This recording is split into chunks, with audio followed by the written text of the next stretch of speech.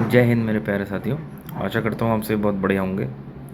तो अपनी जो एनसीईआरटी की सीरीज चल रही थी उसका ये पार्ट नंबर 5 है। जो 12वीं क्लास की हिस्ट्री की एनसीईआरटी चल रही थी ना, वो बिपिन चंद्रा जी वाली, तो उसका ये पार्ट नंबर 5 है। तो चलिए शुरू करते हैं। अभी हम यहाँ तक हमारा हो गया था, ये मैसूर राज्य के बारे में था। इसके बाद में हम केरल राज्य की शुरुआत है। इससे पहले इसमें जैसे ये केरल लिख रहा है, इसी तरीके से मैसूर हुआ या बंगाल हुआ या अवध हुआ, इस तरीके से अलग अलग राज्यों के बारे में दे रखा है कि कहाँ उस दौरान 1700 से 1800 के बीच में, मतलब 18वीं सदी में किन किन शक्तियों का उदय हुआ, और फिर उनको मारा, किसने मारा, कौन किसके पिता था, या ये सब चीज़ें, या किस कौन कौन से युद्ध हुए। ठीक है। तो इससे पहले आपने मैसूर राज्य में पढ़ा था। मैसूर में एक हैदर अली था। हैदर अली की 1769 में मृत्यु हो जाती है। ठीक है। कैसे होती है? आंगल मैसूर युद्ध में। फिर 1769 के बाद में इनका हैदर अली का बेटा आया, कौन? टीपू सुल्तान। ठीक है। तो टीपू सुल्तान भी जो है, ये हैदर अली भी काफ़ी खतरनाक था। खतरनाक मतलब कि योग्य, काबिल। इसने अंग्रेज़ों को तो इसने कई बार हराया था। हैदर अली ने बार बार पीट के भगाया था अंग्रेज़ों को। उसके बाद में टीपू सुल्तान आया। टीपू सुल्तान भी जो है पढ़ा लिखा तो ये भी नहीं था, हैदर अली। ठीक है। अब टीपू सुल्तान भी इसी के जैसा था, एग्रेसिव था और जल्दी निर्णय लेने वाला। और इनमें मेन चीज़ क्या रही इन लोगों में कि ये भोग विलास के आगे, मतलब भोग विलास मतलब कि अय्याशी और ये सब अय्याश नहीं थे, कहने का मतलब है ये साधारण जीवन व्यतीत करते थे। ठीक है। तो 1799 में फिर 17 इसकी टीपू सुल्तान की मृत्यु हो गई अंग्रेज़ों के हाथों। ठीक है। तो ये रहा हमारा अब तक का जो मैसूर राज्य था। अब चलिए केरल के बारे में बता देखते हैं। केरल क्या है जी? 18वीं सदी के शुरू में केरल बहुत बड़ी संख्या में सामंत सरदारों और राजाओं में बटा हुआ था। इनमें से 4 प्रमुख राज्य इस प्रकार थे: कालीकट, चिरक्कल, कोचीन और त्रावणकोर। तो ये चारों राज्य, कालीकट हो गया, चिरक्कल, कोचीन और त्रावणकोर, ये चारों राज्य, मतलब वैसे तो और भी राज्यों में बटा हुआ था, लेकिन 4 प्रमुख राज्य ये थे जिसमें केरल बटा हुआ था। ये चारों राज्य, इनके अपने अपने जो सामंत थे, शक्तिशाली सामंत सरदार और राजा जो है इन पर राज किया करते थे। ठीक है। तो हुआ क्या कि भाई इन ये जो 4 प्रमुख राज्य हैं, ये मतलब प्रमुख वाले ये 4 थे। इसके बाद में ये त्रावणकोर राज्य आया। त्रावणकोर राज्य को जो है 1729 ईस्वी के बाद 18वीं सदी के एक अग्रणी राजनेता राजा मार्तंड वर्मा ने के नेतृत्व में प्रमुखता मिली। ठीक है। तो 1729 ईस्वी में जो त्रावणकोर, ये त्रावणकोर का राजा थे, राजनेता राजा मार्तंड वर्मा। तो इन्होंने इसकी लीडरशिप करी और उसमें फिर ये त्रावणकोर जो है थोड़ा सा फेमस हुआ। उसमें विलक्षण दूरदर्शिता तथा दृढ़ संकल्प और साहस तथा निर्भीकता का सामंजस्य था। मतलब ओवरऑल वो अच्छा था।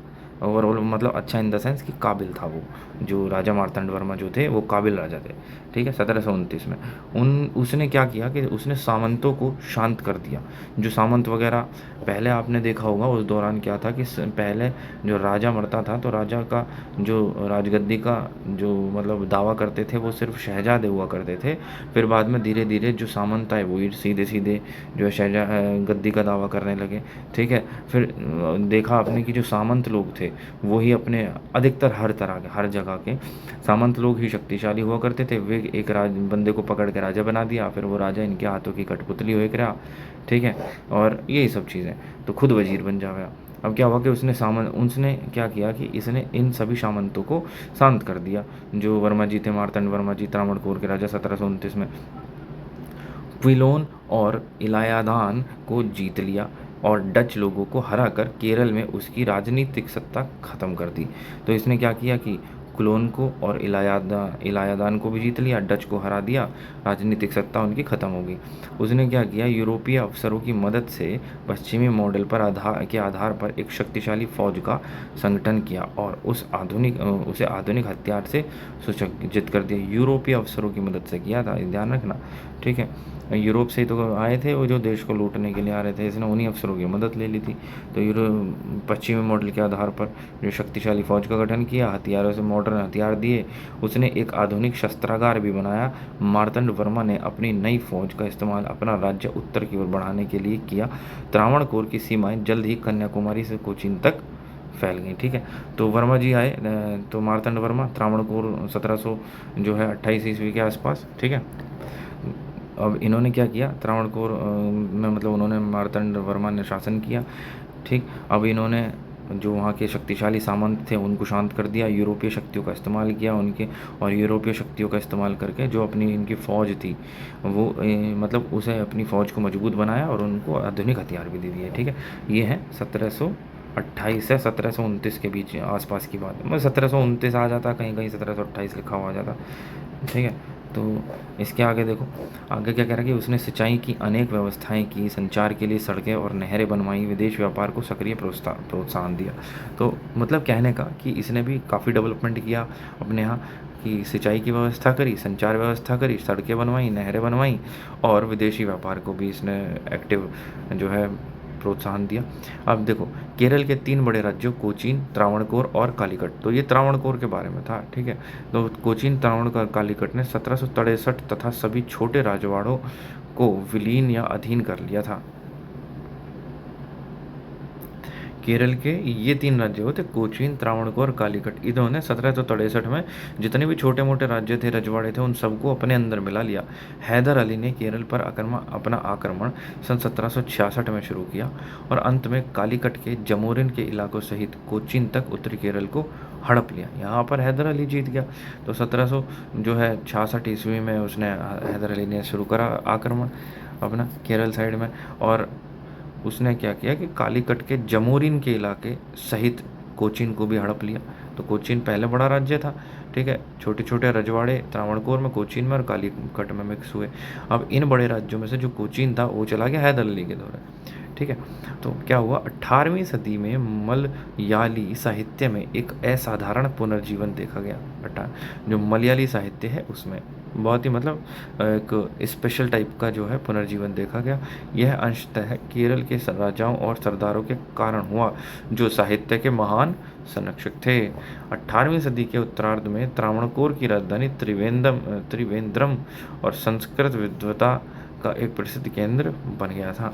18वीं शताब्दी में क्या हुआ था कि जो त्रावणकोर की राजधानी थी त्रिवेंद्रम, वो संस्कृत विद्वता का एक प्रसिद्ध केंद्र बन गया।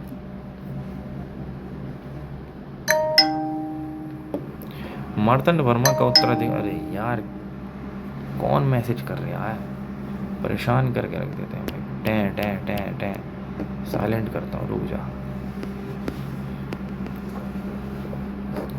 मार्तंड वर्मा का उत्तराधिकारी जो था राम वर्मा, स्वयं कवि, विद्वान, संगीतज्ञ, प्रसिद्ध अभिनेता और सुसंस्कृत व्यक्ति था। तो जब मार्तंड वर्मा का उत्तराधिकारी भी था राम वर्मा, वो खुद में ये कवि भी था, बहुत विद्वान था, संगीतज्ञ था और प्रसिद्ध मतलब कलाकार भी था, अभिनेता भी था, संस्कृत व्यक्ति था। वह अंग्रेजी में धारा प्रभाव बातचीत करता था। अच्छा जी, मतलब उसकी जो अंग्रेजी थी वो बहुत अच्छी थी। कहने का मतलब ये है राम वर्मा की, उसने यूरोप के मामलों में गहरी दिलचस्पी ली। वह लंदन, कलकत्ता, मद्रास से निकलने वाले अखबारों और पत्रिकाओं को नियमित रूप से पढ़ता था। मतलब वो जिज्ञासु व्यक्ति था। ठीक है, और यूरोप वगैरह साइड में क्या क्या चीज़ें चल रही हैं, क्या क्या डेवलपमेंट चल रहा है, वो जानने का इच्छुक था, और इसके लिए उसने अंग्रेजी बहुत खतरनाक बोलता था राम वर्मा।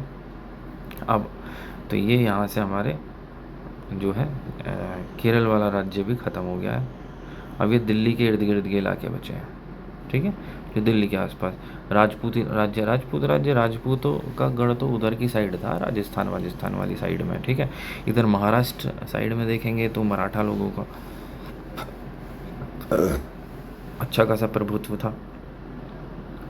तो राजपूत राज्य क्या था भाई, प्रमुख राजपूत राज्यों ने मुगल सत्ता की बढ़ती हुई कमजोरी का फायदा उठाकर अपने को केंद्रीय नियंत्रण से वस्तुतः स्वतंत्र कर लिया। साथ ही उन्होंने साम्राज्य के शेष भागों में अपना प्रभाव बढ़ाया। फर्रुखसियार और मोहम्मद शाह के शासनकाल में आमेर और मारवाड़ के शासकों को आगरा, गुजरात और मालवा जैसे महत्वपूर्ण मुगल प्रांतों का सूबेदार बनाया गया था। हमने अभी पढ़ा, देखो ये वही चीज़ें रिपीट हो गई ना। अभी पढ़ा था कि जो है राजा जय सिंह आया, विजय सिंह आया, जय सिंह को हटा के विजय सिंह को रखा, फिर वापस से विजय सिंह को हटा के जय सिंह को बनाया था। ठीक है, तो प्रमुख राजपूत राजाओं ने क्या काम किया कि जो मुगल सत्ता जब कमज़ोर होने लगी, उन्होंने देखा तो उन्होंने फिर अपने मतलब केंद्रीय नियंत्रण जो मुगल सत्ता के अधीन चल रहा था हिसाब किताब, उससे बिल्कुल स्वतंत्र होने की ठान ली इन्होंने। ठीक है, और शेष भागों पर भी अपना प्रभाव बढ़ा दिया, साम्राज्य के जो अन्य शेष भाग थे। फ़र्रुख सियार आया था और मोहम्मद शाह, इन दोनों के शासनकाल में जो आमेर और मारवाड़ था, इसके शासकों को आगरा, गुजरात और मालवा जैसे महत्वपूर्ण मुगल प्रांतों का सूबेदार बना दिया गया था। राजपुताना के राज्य पहले की तरह विभाजित रहे। जो राजपुताना था उनके राज्य पहले की तरह ही विभाजित रहे। उनमें जो बड़े थे उन्होंने अपने कमज़ोर पड़ोसी राजपूत और गैर राजपूत दोनों के इलाकों को हथिया कर अपना विस्तार किया। अधिकतर बड़े राजपूत राज्य निरंतर छोटे झगड़ों और गृह युद्धों में फंसे रहे। इन राज्यों की अंदरूनी राजनीति में उसी प्रकार के भ्रष्टाचार, षड्यंत्र और विश्वासघात का बोलबाला था जैसा कि मुगल दरबार में होता था। मारवाड़ के अजीत सिंह को उसके बेटे ने ही मार डाला। लो बताओ, मारवाड़ के अजीत सिंह को उसके बेटे ने ही मार डाला। 18वीं सदी के दौरान जो सबसे श्रेष्ठ राजपूत शासक आमेर का सवाई जयसिंह 1681 से लेकर 1743। अब देख, इन्होंने जो सवाई जयसिंह साहब थे, इन्होंने कितने साल शासन किया? 43 साल तो ये हो गए और 19 साल ये हो गए, मतलब लगभग 62 साल इनकी उम्र रही थी। 62। तो ये सबसे कुशल, जो है सबसे श्रेष्ठ राजपूत शासक थे आमेर के सवाई जयसिंह। वह एक विख्यात राजनेता, कानून निर्माता और सुधारक था, परंतु सबसे अधिक वह विज्ञान प्रेमी के रूप में चमका। ध्यान रहे कि जिस युग में वह था उसमें अधिकांश भारतीयों को वैज्ञानिक प्रगति के बारे में ज़्यादा पता नहीं था। उसने जाटों से लिए गए इलाके में जयपुर शहर की स्थापना की। जयपुर शहर की स्थापना किसने करी थी भाई? वो थे हमारे ये सवाई जयसिंह। तो और उसे विज्ञान और कला का महान केंद्र बना दिया। जयपुर का निर्माण बिल्कुल वैज्ञानिक सिद्धांतों के आधार पर और एक नियमित योजना के तहत हुआ था। उसकी चौड़ी सड़कें एक दूसरे के समकोण पर काटती हैं। जयसिंह की सबसे बड़ी विशेषता यह थी कि वह एक महान खगोल शास्त्री भी था। उसने दिल्ली, जयपुर, उज्जैन, मथुरा में बिल्कुल सही और आधुनिक उपकरणों से सुसज्जित पर्यवेक्षणशालाएं बनाई। कुछ उपकरण खुद जयसिंह के बनाए हुए हैं। उसके खगोल शास्त्र संबंधी पर्यवेक्षण आश्चर्यजनक रूप से सही होते थे। उसने सारणियों का एक सेट तैयार किया जिससे लोगों को खगोल शास्त्र संबंधित पर्यवेक्षण करने में सहायता मिले। इसका नाम जिज मोहम्मद शाही था।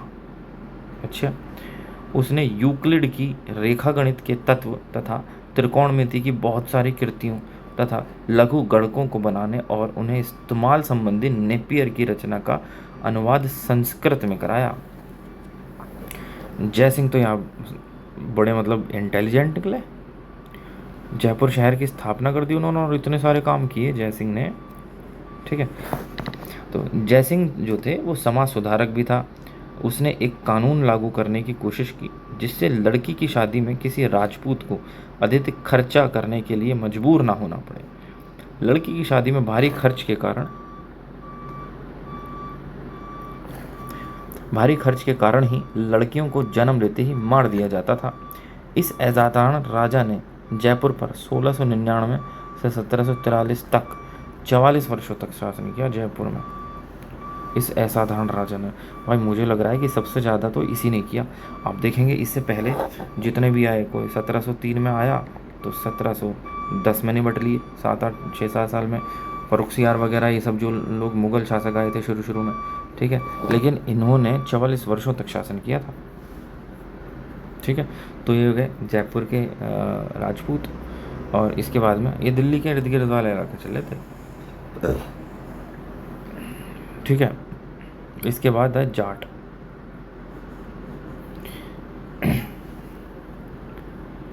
राजपूत राज्य, फिर जाट राज्य।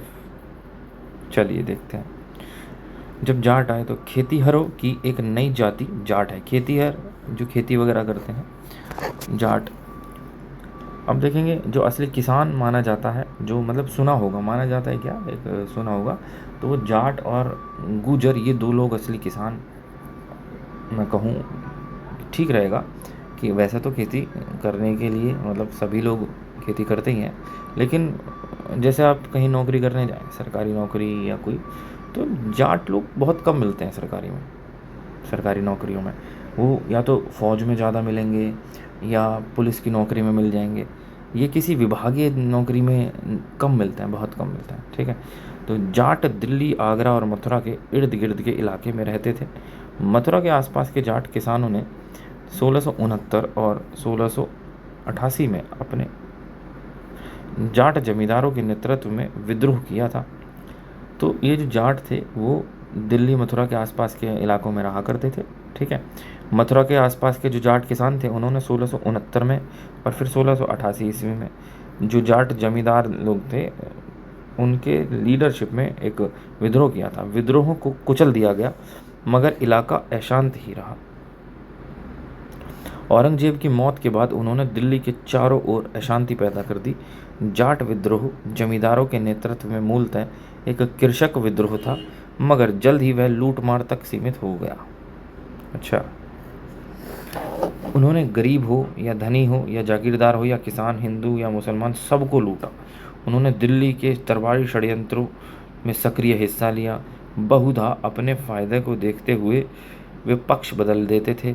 भरतपुर के जाट राज्य की स्थापना चूड़ामन और बदन सिंह ने की। अब ये वही चूड़ामन है जिसको आप याद आ रहा होगा, मुगल साम्राज्य में जब औरंगजेब चला गया था तो उनके पुत्र वगैरह उनका साथ देने वाले सभी लोगों ने ये चूड़ामल जाट का सहयोग सबसे पहले, मतलब जो युद्ध में जो बंदा सिंह बहादुर जी थे उनके खिलाफ युद्ध में मुगलों का साथ दिया था ये चूड़ामल ने।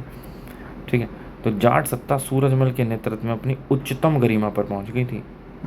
सूरजमल के नेतृत्व में, ठीक, सूरजमल ने 1756 से 1763 तक शासन किया। 56 से 63 तक वह एक अत्यंत योग्य प्रशासक तथा सैनिक और बड़ा बुद्धिमान राजनेता था।